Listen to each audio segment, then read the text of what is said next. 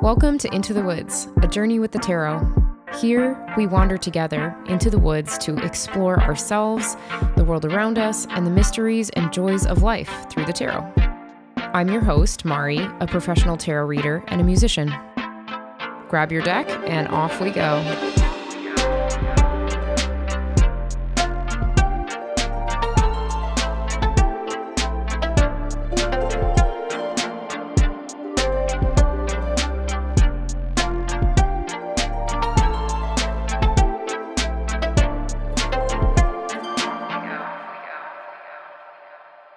Welcome back to Into the Woods.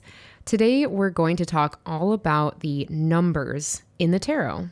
So we're shifting focus from the major arcana to the minor arcana, or the pip cards in particular.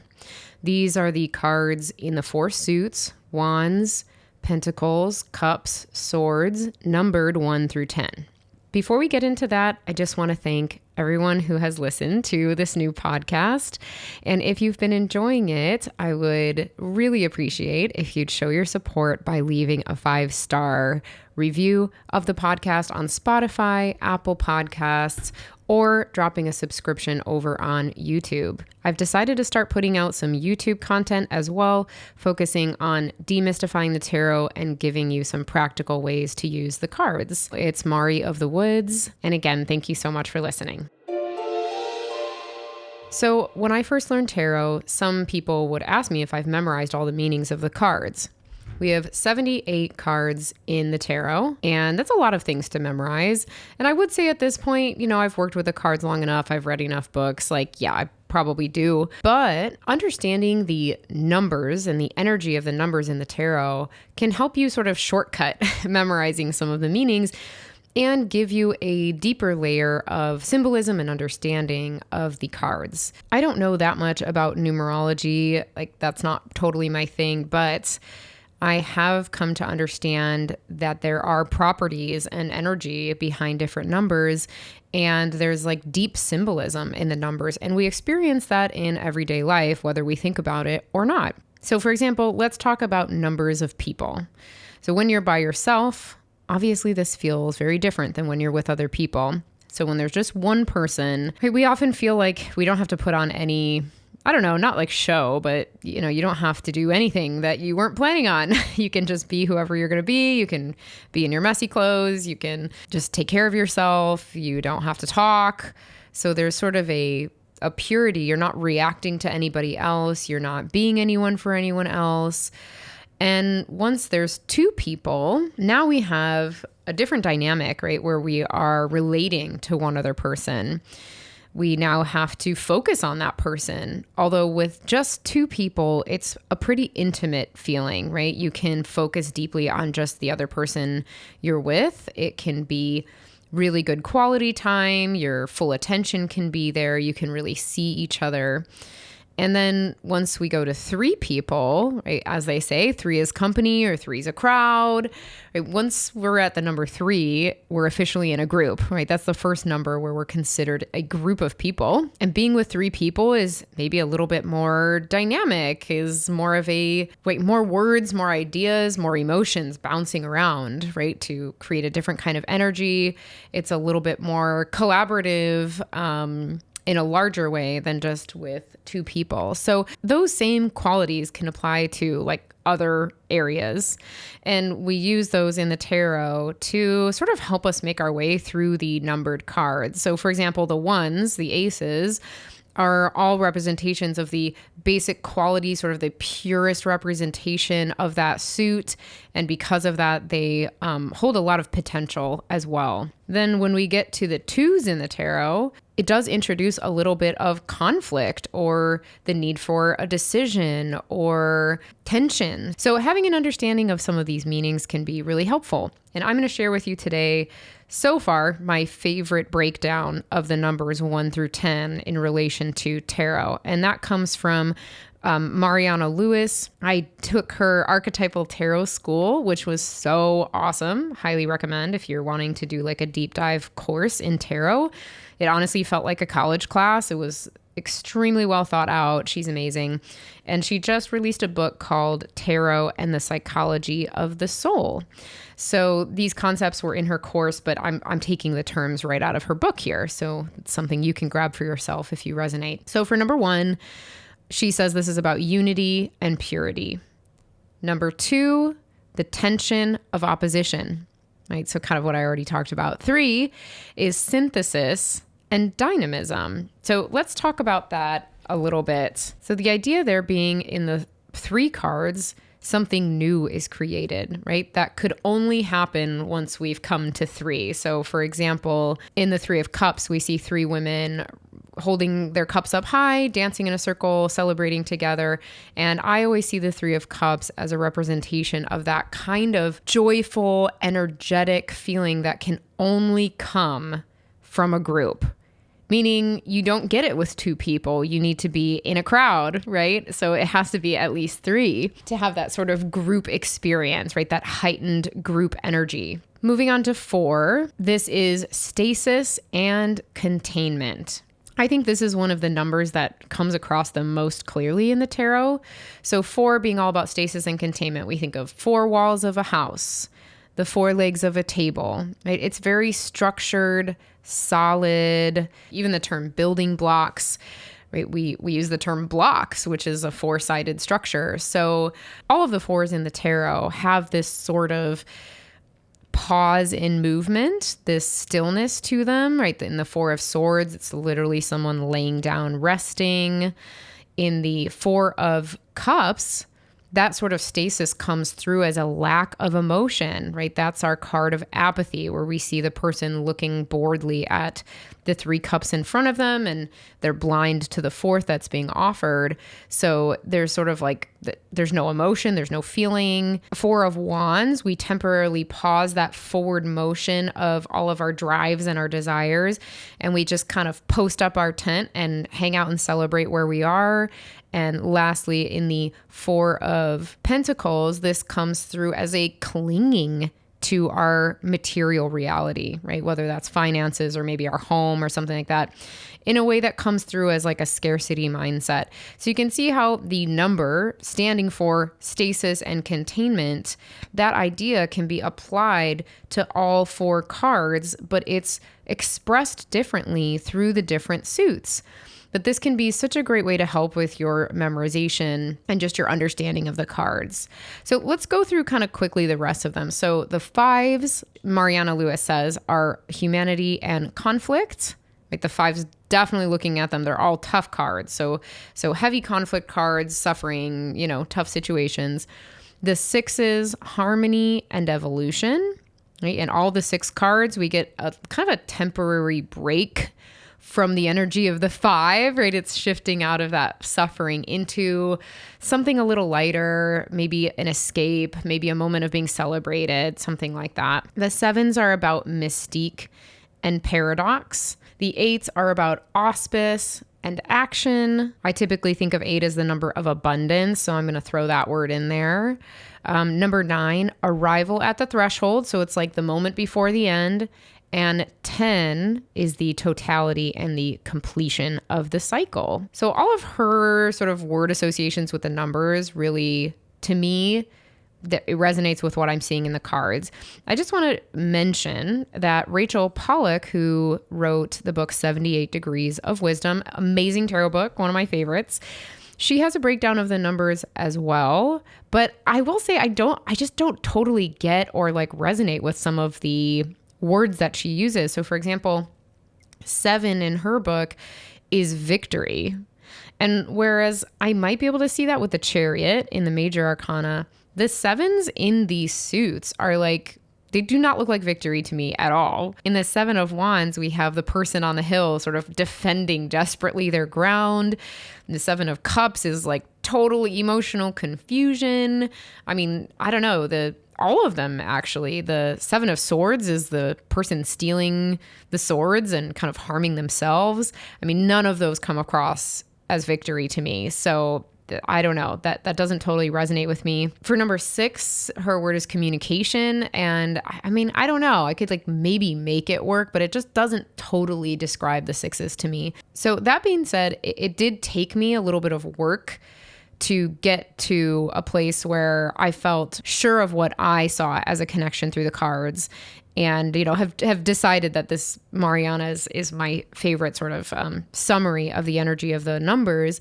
And what I did was I pulled out all of the numbered cards in each suit and put them in a little pile. So all the 4s together, all the 5s together, etc. And I really just spent time looking at them, noticing what they made me feel, notice what kinds of things they brought up in my memory, in my imagination, and tried to make some through lines with that. So if you're hoping to go deeper with the tarot, that might be a nice exercise for you. And you can even pull in the corresponding major arcana cards. So if you're using the 4s, for instance, that would be the Emperor, right? Which makes sense. Emperor is all about structure. 4s are the cards of structure and stasis and containment. So that can be an interesting layer to add on top of it. But I wanted to bring that up because when I was reading 78 Degrees of Wisdom, you know, especially when you're just starting, you just kind of take whatever the professional is saying and you're like, yes, that must be right. But I've come to a place where I can just take what resonates with me and leave what doesn't, or even create my entirely new associations with the tarot that other people maybe wouldn't agree with. Really, with the tarot, it's about our own associations and our own relationship to the cards. I'm understanding that and building that more and more as I go personally. And of course, we have to start with the books and with learning, and then we see how it works for us or how it doesn't. Just for fun, I wanted to bring in yet another list from somebody of their number associations. So I have a really fun book called Angel Numbers by Mystic Michaela. And I looked at what she said for numbers 1 through 10 as the angel messages for those numbers.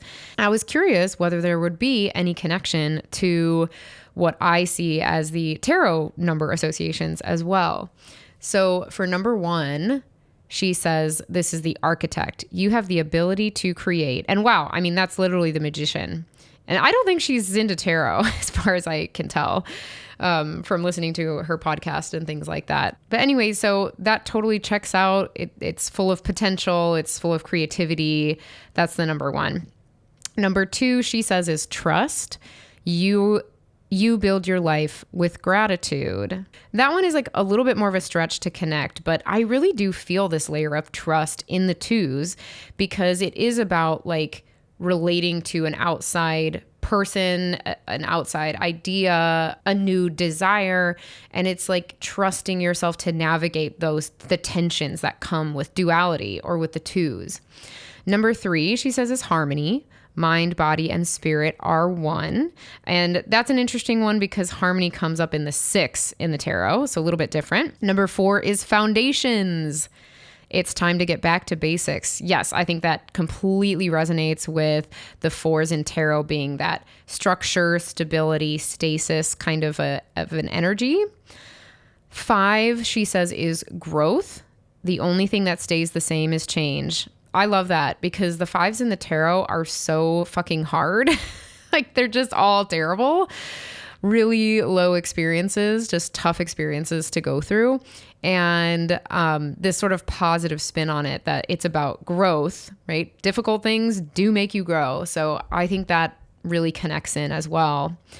Number 6 angel message is material world. Only love lasts eternally. So this is an interesting one where I don't think the 6s in the tarot really have to do with material. Well, I mean, maybe I'm wrong about that. I can definitely see a connection there with the 6 of Wands where the person is kind of basking in the recognition of other people, right? Being celebrated. So I think there it's like, okay, I see that material world thing a little bit there, but I will say that one's not such an obvious connection. And interestingly, the 3s and the 6s in the tarot in general, I find the hardest to find that really clear through line. So I'm finding it fascinating now that I'm going through this, that in Mystic Michaela's angel numbers, the 3 and the 6 are the ones that like don't quite resonate with the tarot meanings. Moving on, 7, the angel message is fear not. Do not let fear control you. That one feels like scary similar. If we think of the 7 of Cups, the person looking in fear and surprise at all the options, being overwhelmed. The 7 of Wands, the person fighting for their life, right? 7 of Swords, the person stealing because that's all they can get. The 7 of Pentacles, which is this hard work and, worrying about, did I do the right thing? Is it going to pay off? I really feel like the 7 connects. Number 8, the message is abundance. The energy is limitless. Totally. I feel like that definitely follows with the auspice and action of Marianna Louis's interpretation of the 8s, right? We see the wands, the 8 wands flying across, right? We've got the movement, the limitless energy of those wands moving forward. We see in the Pentacles, the person putting in all that hard work. We see in the 8 of Cups, being able to leave a great situation behind because we know it's not right. Scarcity might have you staying in that place. Abundance mindset will have you being like, I know that's great, but there's something better for me. 8 of Swords, same thing. We have the person tied up, unable to move, but if they could just open their eyes, they would see that the way out is clear, right? So I think the abundance message definitely links with the tarot. Number 9, she says it's about endings. The ending is a lesson. The ending is a lesson. And I do think that also follows with the sort of the moment of the threshold, right? The final threshold in the tarot, right? We're not quite at the end, but we're in that ending process and we're learning our final lessons there. And then number 10, the angel message is clear thinking. Cleanse your thoughts. That to me really also fits in because in the 10s, it's ended, right? It's over. It's about either celebrating what happened, processing what happened, and being able to move on from what happened. So cleanse your thoughts. I think that's a really nice pairing with our 10 cards.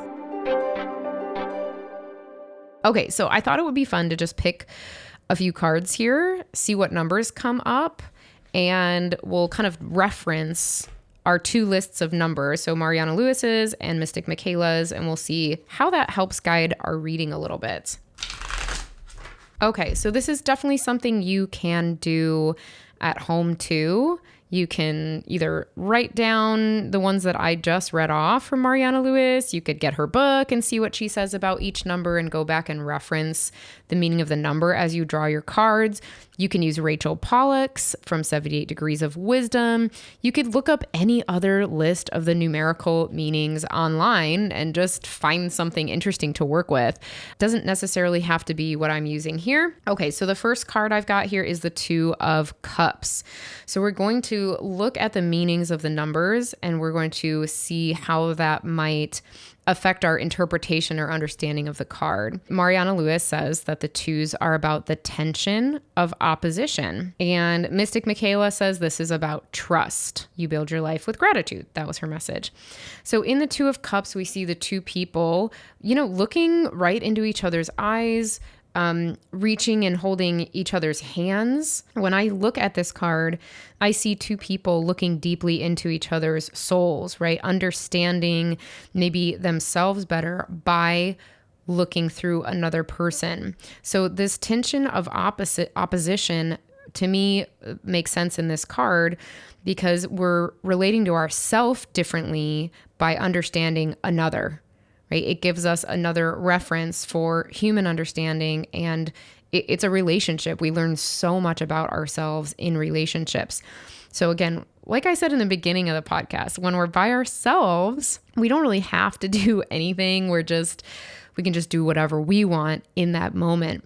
But once another person is in the mix, we have to keep their feelings into account. We have to keep their needs into account, and we need to learn how to still be ourselves through that. I think the angel message of trust is so beautiful when looking at this card because there's something really vulnerable and intimate in this card as well. Like this just staring into each other's eyes. Like, have you ever done that? It's so uncomfortable. Like allowing yourself to really be seen by somebody, right? A friend, a lover, whoever it is. I mean, it can be really scary. And so I actually love adding in that little angel message of trust with this card. I think that's really beautiful. Yeah. Okay. So far, this is really fun for me. The next card I pulled is the Six of Pentacles. So in the Six of Pentacles, we see a wealthy man, or, whatever deck you're using, a wealthy somebody giving out money to two beggars, holding some scales. And this card is all about giving and receiving. So let's take a look at our number meanings here. So again, Marianna Louis says that this is about harmony and evolution. Mystic Michaela says this is about material world. Only love lasts eternally. Whoa, okay. Well, now that 6 makes a little more sense, especially looking at the Pentacles card. So I think for the harmony and evolution, we really need to look at what comes before in the tarot. So the Five of Pentacles is the card where we see the two people in total desperation, out in the cold, either being turned away or kept out of the church that's right by them. It's our card of poverty and destitution, right? Desperation. So going from there to this card, I see that shift towards harmony and evolution. Right now, it's about more of a balance of resources, right? Those who can give more are. Those who are poor are receiving. So there's this shift from like this, I don't have any help, totally desperate, to, maybe I can receive. Or if you are the person with more means and you've been in a scarcity mindset anyway, like, maybe you've realized now that you do have something to give and you choose to do so.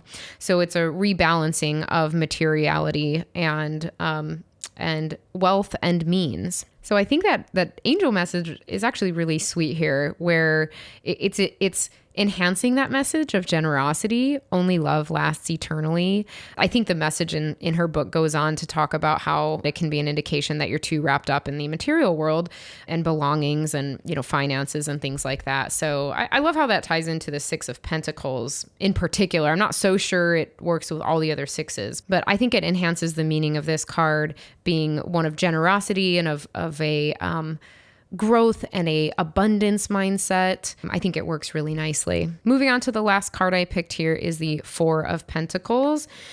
So again, our fours are stasis and containment, and our angel message is foundation. It's time to get back to basics. So in the Four of Pentacles, we see a person holding 4 pentacles, one on their head, one over their heart, kind of grasped to their chest, and 2 underneath their feet. So this card is about hoarding resources, about clinging to material wealth, about, it's that scarcity mindset again. It's kind of what puts us in the 5 of Pentacles. It's interesting. We got the whole journey here, 4, 5, and 6. I didn't actually pull the 5, but I'm talking about it a lot. So, we can see the little progression here is, well, in the 4, we were maybe selfish or scared of giving because we're clinging to our resources. We're worried we don't have enough. And that, interestingly enough, invited in that state of poverty that comes in the 5. And then once we're in that state of poverty in the 5, we have to grow out of it into a place of being able to give and receive more freely, which is the 6. Okay, so coming back to our numbers. So if we think about stasis when it comes to the Pentacle suit, which is all about material goods, the physical world, finances, work, what we actually physically do in this world, then that might be a blockage of resources, right? It's not letting those things flow. It's maybe not being so generous and maybe also not receiving. So it really is being in a place where you are stuck, right? And you have stopped the flow of energy of things relating to Pentacles. So that might be money, that might be work, that might be moving your body. So I could come to that conclusion that that's the energy of the card, even without seeing the picture of the person clinging to the Pentacles, just by combining the suit, which is the Pentacles, and the number, which is 4, stasis and containment. So I think it's really cool the way that works. And it has made my understanding of the cards a little easier, not have to be so memory based. It just kind of all makes sense, like a little map. And I hope that was helpful. And instead of a spread today, I would just encourage you to do the same exercise. So pull 3 cards that are numbered cards out of your deck and see if you can connect the suit and the number to come up with some kind of meaning. And do you feel like that's reflected in the imagery of the card? And so you're making a connection now with one additional symbol, which is the number, right? So we get, in addition to the artwork, whatever's being expressed on the card, the number becomes yet another symbol, another energetic marker that we can understand and use in our readings. Lastly, I just want to say that whatever you are doing exploration or reading on, the number that you pull or the numbers that you pull may indicate kind of where you are in the process of whatever you're working through. So if you pull cards that are more towards the beginning, then that might indicate this is early stages of, maybe unraveling a shadow piece of yourself, or early stages of developing a career, or early stages of a relationship, or something like that. The middle, right, might mean that you are kind of deep into the process, maybe going in through some conflict, or maybe you're at the 6th stage where things are a little bit lighter and easier. And if you are getting those 8, 9, 10s, or I would say maybe just 9 and 10, that might be an indication that you are wrapping up some kind of cycle, some kind of learning, some kind of process or situation in your life. So just thinking about it as the energy being like beginning, middle, end, that might be helpful in your readings as well. And I love to use those as indicators of where people are in whatever journey they are sharing with me. All right, that's it for today's episode. Thank you so much for joining me for this episode of Into the Woods. If you're interested in getting a reading with me, you can book it on my website, mariofthewoods.com. That's MARI. If you have any questions about the tarot that you'd be interested in me answering, or, a topic you'd like discussed on the podcast, you can send me a message either on Instagram, which is @mariofthewoods, or you can email info@mariofthewoods.com. The music and editing for this podcast is done by me. Thanks again, and have an amazing week.